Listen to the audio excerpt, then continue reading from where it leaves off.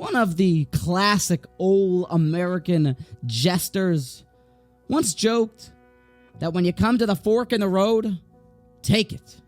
And while that's funny, it's a good laugh, it's not exactly practical advice. For in real life, normally you can go right or you can go left. You get to choose, but you can't have both. There's the local, and then there's the express. You can only go on one path, and here we have the ultimate choice at the beginning of Parshas Rea between good and evil. Rea and Lefnei hayom bracha uklala. See, I present before you today a blessing and a curse. It's that simple. And now it's our choice to choose the life that we want to live. A life of blessing and goodness, or a life filled with suffering and of curses, God forbid. And while it may seem, as we go through Sefer Devarim, like these are messages that we already know, we've internalized them, we know this, and perhaps we're lulled to sleep during our Shnayim Mikra. But truthfully, when you come to this pasuk, you should ask yourself, Re'eh, I should see that which Moshe is saying from the word of Hashem? How can you see words?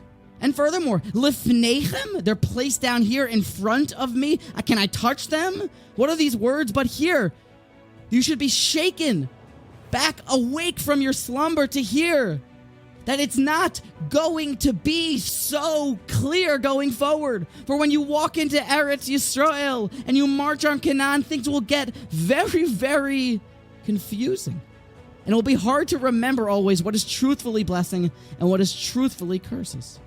So here, right now, Re'eh, you should see it. You should have it so clear. It should be so distinct that it's like being able to visualize it. Bechush, with your eyes. Re'eh, see it. And Lefneichem, the same way that we said by Elaham Mishpatim Asher Tasum Lefneichem, that Hashem, He told the laws to Moshe Rabbeinu, who then put it out like a set table in front of us, all of the Torah. Not just once, he taught the Mishnah, but over and over again, and in 70 languages for us to be able to perfectly consume and understand the laws. Here, know it in all of its glory, the clarity that you can either choose good, and this is good, Torah and Mitzvos, Olam Haba, Kibbut of Aim, Chesed, Torah Tvila, that is good. And everything else. The sins, anything outside of Hashem's Torah, anything morally corrupt, that is bad.